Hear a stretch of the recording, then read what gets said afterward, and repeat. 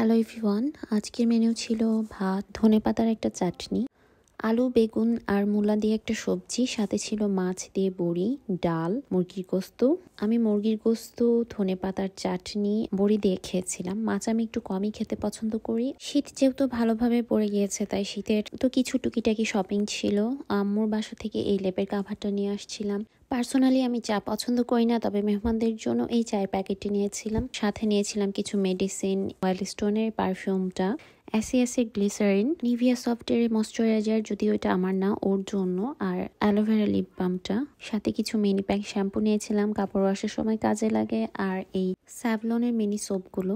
তো শপিং শেষ করে আসতে আসতে অনেক লেট হয়ে গিয়েছিল, আর শাওয়ার নিয়ে নিয়েছিলাম। শাওয়ার নিতে নিতে প্রায় বিকেল হয়ে গিয়েছিল, তো প্রচুর ঠান্ডাও ছিল, সেজন্য গরম গরম দুধ খেয়ে নিয়েছিলাম একটু। বাই দ্য ওয়ে, শীতের রোদ কিন্তু আমার রুমে এসে উকি দেয়, তার জন্য আমাকে আর আলাদা করে ছাদে যেতে হয় না।